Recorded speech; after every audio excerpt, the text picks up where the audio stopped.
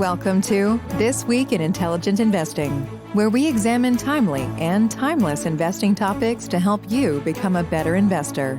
Enjoy authentic, unscripted discussion featuring Phil Ordway, Elliot Turner, and other thought-leading investors, brought to you by MOI Global. And now, here's your host, John Mihaljevic.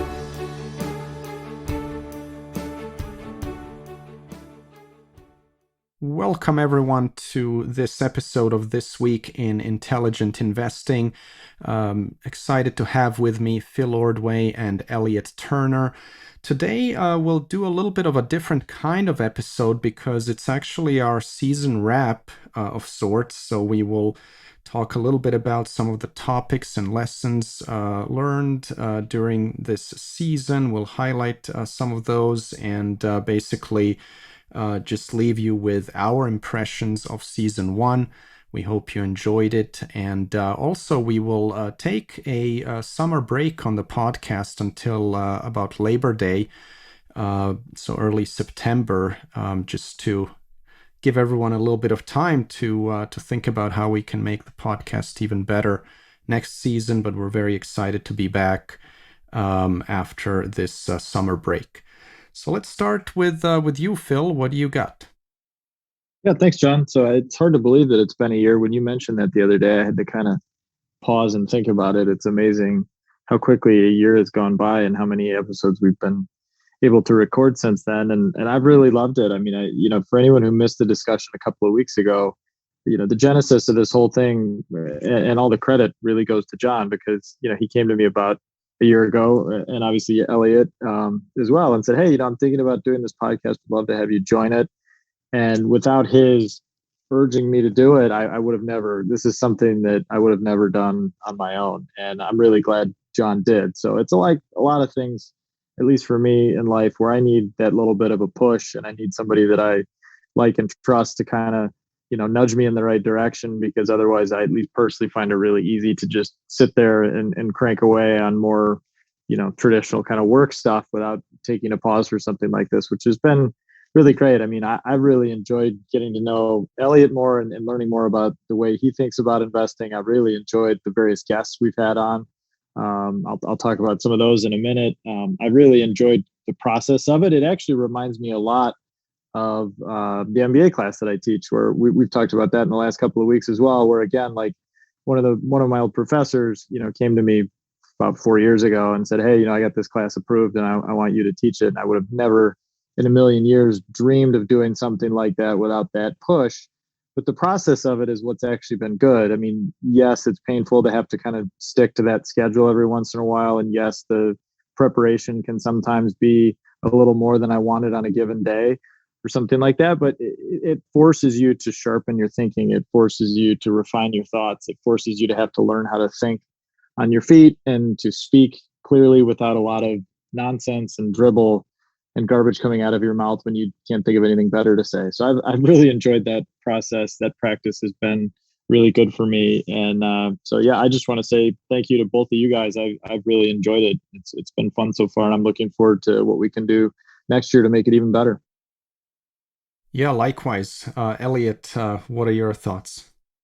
Yeah, this has been an awesome experience. I feel like one of the last things I did before COVID hit was join you, John, at Idea Week in Switzerland, and being around people, being challenged to think about things, pulling my ideas together.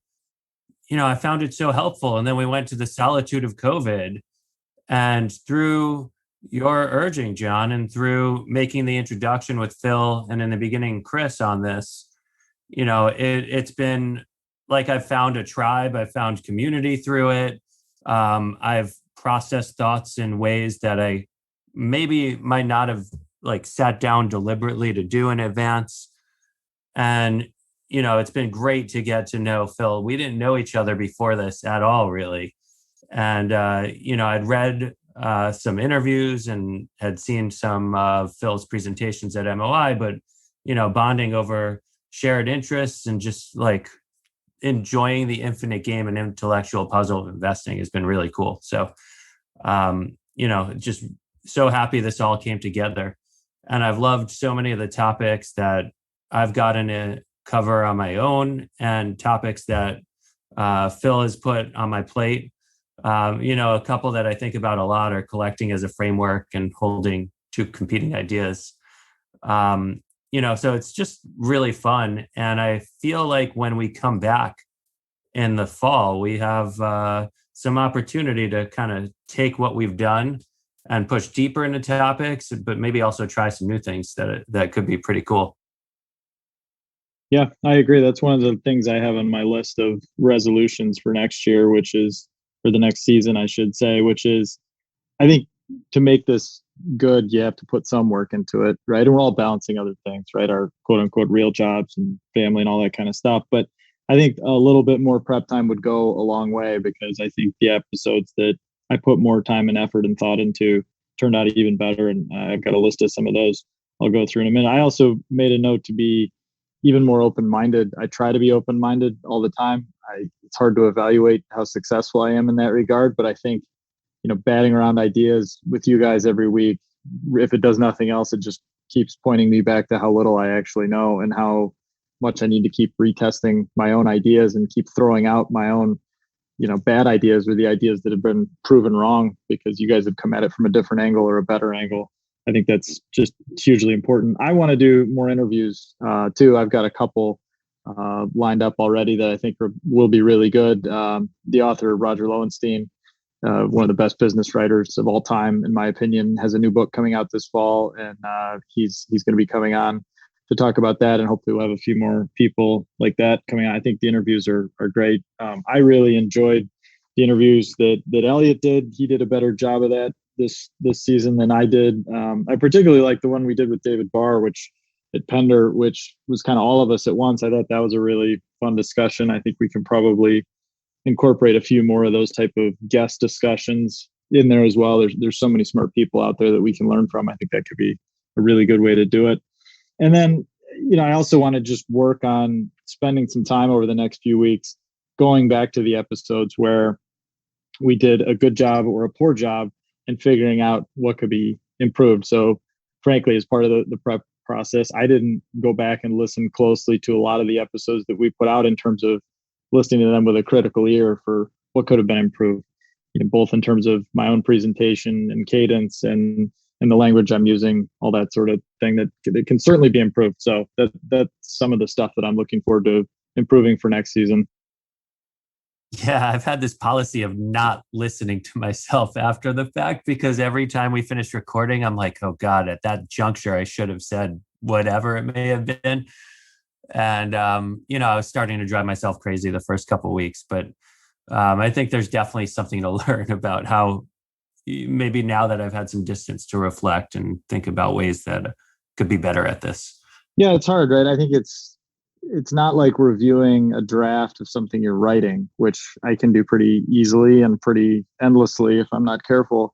That just kind of comes naturally. This, when it's out of your mouth, it's kind of gone. And so it's tough and it's hard to improve deliberately for next time. But I was actually listening to somebody about a week ago who is a TV host in the sports world. He's a former athlete, and he was talking about how hard it is to go on TV and get the thoughts that he has to convey out of his mouth properly at the right time, with the right inflection, with the right context behind it.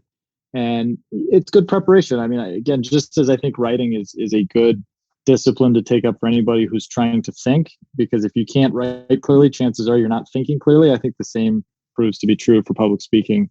And this is a form of that, albeit a little bit different form of that. But and to your point, Elliot, I've really enjoyed this too, because it's just been such a strange year. I mean, almost the entire last 12 months under the pall of COVID and being somewhat isolated and alone, this was a really great way to connect with people and keep in touch with you guys. So I'm certainly grateful for that.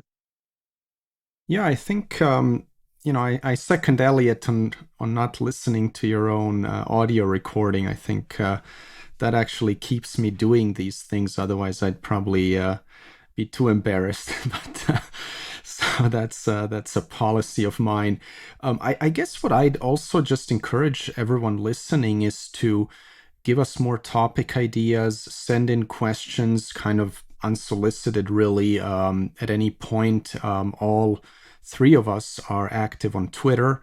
There's also a Twitter account for the podcast, TWIII_podcast, and you can tweet to any of us, and we'll start kind of keeping a list of topics and questions that you guys listening are particularly interested in, because this obviously is the three of us talking about things that interest us, but it's also about talking about things that are of value to everybody listening. So I definitely encourage everyone to be active on that.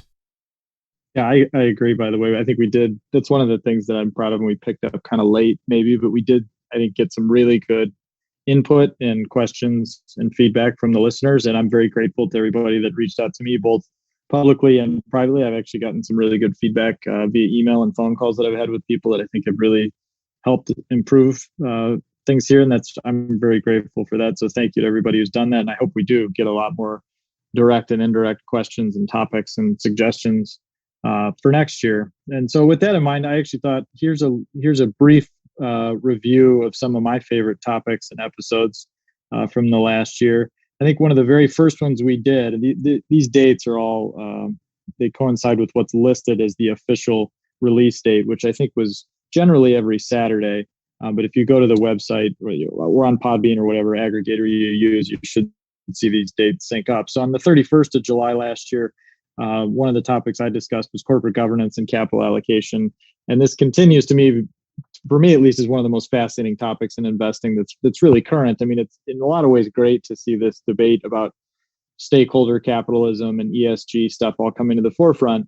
But I think the G gets way too little weight in the ESG debate. And I think general corporate governance is still kind of stuck in the dark ages as compared to, financial sophistication or operations management, all of the things that business has done to make such dramatic improvements over the last 10, 20, 30 years. It's stunning to me that governance doesn't seem to be quite up to the same standard. And you marry that with its twin brother, capital allocation. And that really, to me, is the common link between most of the great companies in the world.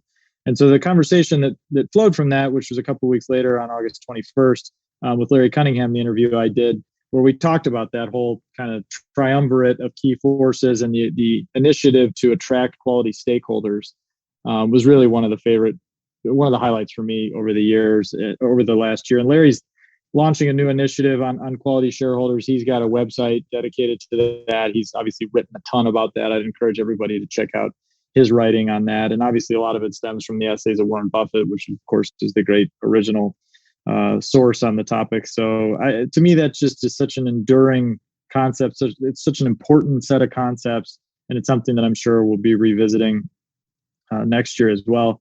Another favorite of mine was the psychology of human misjudgment. That was toward the end of August 28th of last year. And that, of course, refers to Charlie Munger's famous speech on the topic, flowing from the concepts that back then were somewhat obscure, kind of predating a lot of the work that Danny Kahneman and Amos Tversky were publishing around the same time, Bob Cialdini's work in the field, and really just one of the more enduring sources of business wisdom that I've ever read. And my effort, I think back in 2017, John, is that right? At one of your conferences where I tried to update some of those examples with more current examples. And again, that's just such an enduring project. It's never going to get old. It's never going to fall out of style. It's never going to be a factor that rotates out of favor. It's just such an enormously awesome thing. And I want to keep in touch and stay on that one as well. And then another one that was back in the early days that you guys might have missed was the blind valuations that we did. Those were we rolled those out a couple of times in September and October of last year. And it was just really funny how much you guys totally nailed that. Chris in particular back then got one exactly right. I won't spoil it for anybody if they want to go back and listen, but that was pretty cool. That was amazing. All three of you guys really nailed that. So it was a pretty cool exercise. It's something I've done in my MBA class. It's something I do with friends at cocktail parties when it's a particularly nerdy audience. It's just a great way to kind of like open your mind to what the numbers and the facts are really telling you compared to what the narrative is telling you and the way things are going. So those are three early ones I would point you guys toward. What about you, Elliot? Did you have any favorites? Yeah, so I similarly went through reflecting on a few of them. I'd say there were like a few different kinds of podcasts that each had their own standout moments. Like, big thank you to each of the guests I had independently in one-on-one interviews: Isaac Schwartz, Evan Tyndall, and Mario Sabelli. I got educated in topics I was keenly interested in exploring, and so it was valuable for me to do. And it was a great experience having guests who were amenable to being my guinea pigs as I learned whether I'm capable of doing this or not. So those were very, very cool. And then, some ones I'd say were like fleshing out ideas I'd wanted to write about in my letters. And it was quite helpful to introduce the topics and speak with you smart gentlemen about it, and reinforced certain perspectives and got me to think about some things in, slightly different ways. And I thought that was helpful. My favorites, like going back, talking about reverse DCF as a starting point in the process, is good. Something I talk about in general that I have core to my process, but forcing me to sit down and think it through in presentation mode was very different than how I'd formulated it in other times. And I thought that was helpful. Slow hunches was one where, you come out of reading a book and you want to reinforce certain concepts in your mind. And that was like putting it out there in that way, made it a concept that sticks with me independently and totally on its own. And one that is sometimes when you see something, when you understand something, you tend to see it a little too often, but it's helped me articulate cases where I'm seeing it. And I've enjoyed that. Talking about the capital cycle was a good one. GameStop, that was an important one because I felt it was the one where I had a message I wanted to share as opposed to just, doing something. So hopefully someone out there might have saved themselves some angst or thought about a situation that took on a greater meaning than the actual events warranted. So hopefully that was the case. I like talking about being polarizing. That's one of those ideas that I was like fleshing out for writing myself, and talking it through made me realize some of the sides I hadn't considered going into it. And, I think one of the cool things about having a podcast as opposed to writing it is you could put forward ideas before they're fully baked in your mind. So not necessarily absolving the work in advance, but just having something that's still crystallizing. And when you speak it through, it takes on different meaning to you internally. So I thought that was one in particular that stands out on that front. And I think emerging quality was like of my topics, my favorite. It's one that's important to me. It's one that I would not have thought about doing were it not for a question from Twitter from @WUP242, which I think is really cool. My favorite was not one that I independently conceived of myself. So please do keep sending those topic invites. And I gave a shout out to two of my favorite ones from Phil, but I also really loved counterfactual thinking. That was a great episode. And, these topics that you introduced were, I think, great ones philosophically. I thought the blind valuations were really cool exercises. And I was in awe of Chris's ability to, for me, the challenge was like, what kind of business this is. And he's like straight to, I know exactly which one that is. And it was cool to see. And it had me think about different ways to think about things, which is obviously fun. So yeah, I love doing this, and I'm really excited for where it goes next. Nice. Yeah. The two other ones I want to point out before I forget too, that I think are worth revisiting, and I may actually use again as an updated topic. I appreciate the mention of counterfactual stuff. I've come across some more really interesting papers and anecdotes and stories related to kind of a side project on that. So I might revisit that. I do think that's a really powerful framework for investors that doesn't get enough attention, because I think everybody assumes that just because an acquisition worked out, a stock price went up or down, a CEO proved to be a good hire or a bad hire, whatever the case may be, the way that history unfolded tends to be viewed as deterministic. and kind of a one-way street. And I think that's exactly the wrong way to evaluate decisions that are inherently probabilistic and uncertain at the time you have to make them.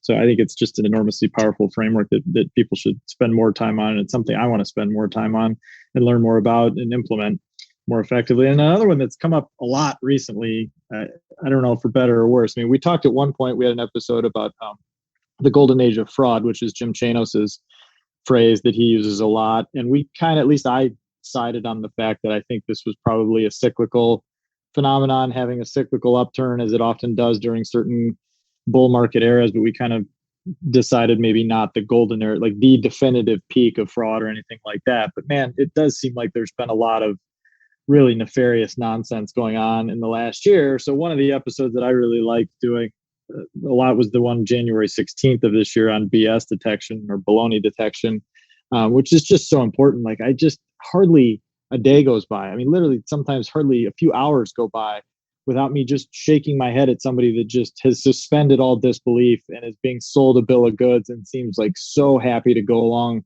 believing that 2 + 2 = 17. And if you just, you can't go through life that way. And so I think that episode has a lot of utility going forward. And then I'm also really grateful for Elliot's kind of going down the path of uncertainty versus risk and the whole, thing that kicked off, which was really kind of a multifaceted exploration of that topic. And I learned a lot of things there that I thought I knew, but I didn't really understand.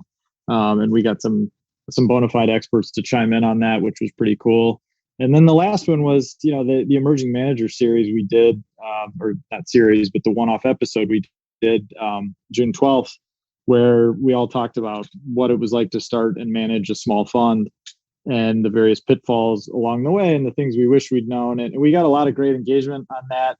The numbers were really encouraging, and the personal feedback that I think all three of us got offline was really nice to see. So I hope that serves as an enduring resource for people. And I'm certainly happy to follow up if anybody listens to that later on down the road and has a specific question or something didn't make sense. And that's another one that I think we can continue to reference and update and revisit as time goes on. Yeah, I'm glad you gave that one a shout out. How could I forget? I think, correct me if I'm wrong, I'm pretty sure that's our most downloaded episode, right?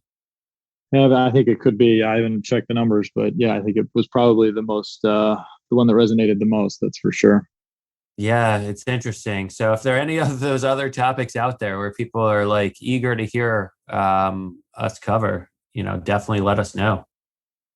And one thing that we did do, you mentioned this a second ago, is I made it kind of I mentioned some of my resolutions for season 2, but some of my resolutions for season 1 were that I certainly wasn't going to use the podcast just as a platform to talk my book. I've always kind of avoided doing that in public for reasons that pertain almost entirely to me. I just don't think it's a good idea for me. I don't think I'd gain much from it. I'd like to talk to people about my ideas and have them prove me wrong, but in a little bit different setting where I can more appropriately calibrate the feedback they're giving me. So another resolution but I guess it's something I'm willing to revisit as well. I mean, we talked a little bit about a few things around the edges, and I'm certainly happy to revisit old ideas and particularly old mistakes. And I think that's something that I should probably do more of on the podcast next season.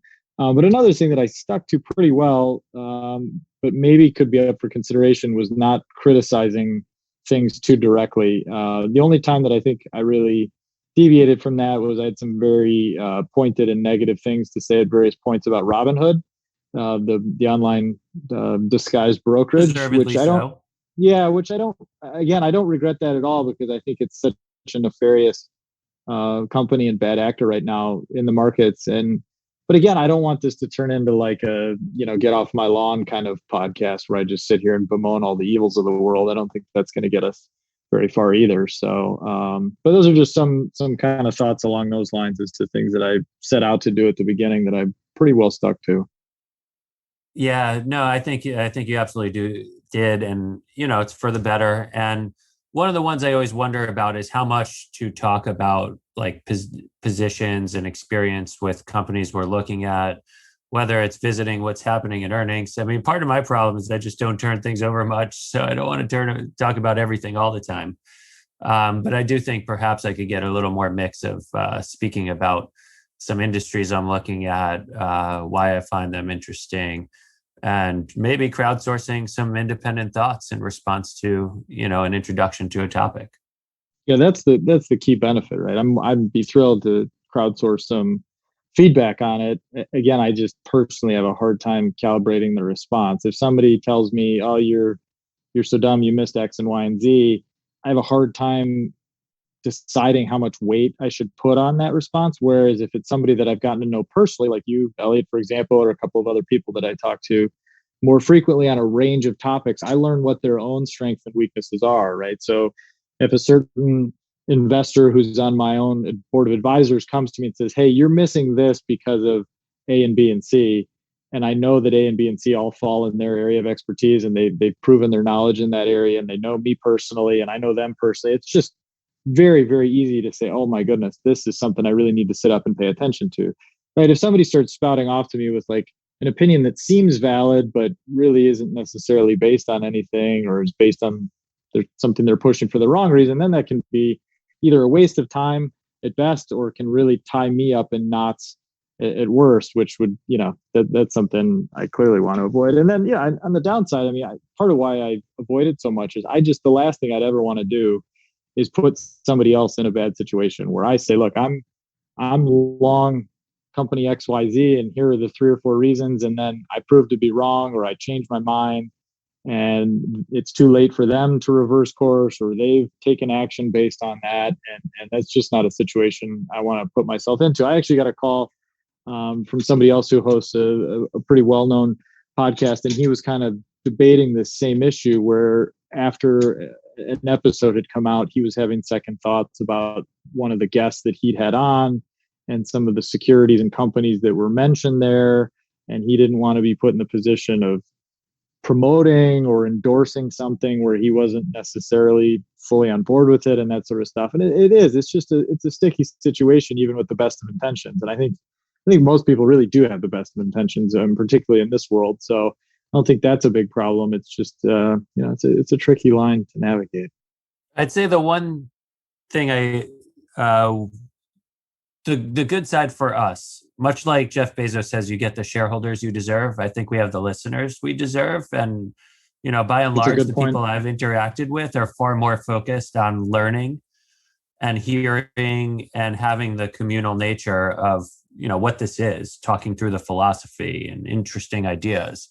And people aren't out here looking for a tip. So, do your own. No, that's a great diligence. point. Yeah. And that's one of the reasons why I'm kind of open to reconsidering it and I think all the credit here goes to John, because I think that reflects the ethos of the community 100%. Of people that he's built, right? Where it's not like a message board for like, what are you buying today? Smart guy, let's make some trades. It's more about, let's dive into a topic and learn about it and be, thoughtful, longer term investors that are trying to get the best results for reasons that, deserve good results on their merits. And so that is a reason why I'm willing to consider, okay, maybe I should be a little more direct and straightforward, because this isn't, CNBC with a bunch of day traders, watching and looking for a tip. Exactly right. I think the average person out there, as far as I can tell, just wants to hear the thought process in breaking a problem down, like what questions we're asking and what frameworks we're using to, come up with our conclusions, or even lack thereof in certain cases. So, interesting, fun things could happen out of that, but definitely can't be an every episode thing, because that could change the nature of who this great audience is. Right. No, that's fair. Yeah, I think the kind of evergreen nature of a lot of the topics we cover is really great, because, you don't necessarily notice it with one episode, but now that we've done a season, there's a lot of ground we've covered. You guys have shared so much wisdom that's based on, a ton of work that each of you has done. It's also based on your own experience as investors, and it's just such a treasure trove for folks to be able to go back and listen to these episodes and learn about all the topics you guys just mentioned. And, echoing what both of you said on that emerging manager episode, that was a topic that came in where we actually spent almost 2 hours delving into a single topic. it resonated so well that I think we will consider, doing more episodes like that, that are single topic, going really deep, and having basically a reference piece of content for anyone interested in that topic. So that's definitely, something that I think will remain our focus. So maybe the name of the podcast is a little bit of a misnomer in that sense. This week in intelligent investing, it's really always and forever in intelligent investing. So not sure if we'll have to tinker with the name, but I definitely agree with you guys that in terms of the audience that this attracts is exactly the kind of audience that we want to have. But part of what I liked about the name when you came up with it, John, was that it kind of harkened to the old days of Wall Street Week and like the in-depth kind of conversations they used to have on there. It really just reflects the cadence of what we're hoping to release, which is roughly one episode a week. So yeah, I agree though. I think it's been great, and hopefully we can keep it going. Yeah, that's right. We will, right? I'm impressed. A full year, we've hardly missed a week, and I think a break will be good to kind of synthesize these lessons and then plow ahead from there. Well, on that note, I want to thank both of you guys. It's been such a great pleasure to do this with you, Phil and Elliot, and also Chris in the beginning. And I'm just so grateful that we're able to do this. It's a wonderful way for me to get to know each of you better, and also to kind of be in the ears of folks that, otherwise wouldn't know any of us. I've gotten a lot of great feedback about the podcast in that sense. And so a big thank you to all of our listeners as well. I wish everyone a great summer, and we're going to be back for season 2. Super excited about it, and stay tuned. We're going to have some new things in store, hopefully a ton of improvements, and I hope everyone will really enjoy season 2 as well. Goodbye for now. Thank you for listening to This Week in Intelligent Investing, brought to you exclusively by MOI Global, the research-driven membership organization. Learn more at moiglobal.com.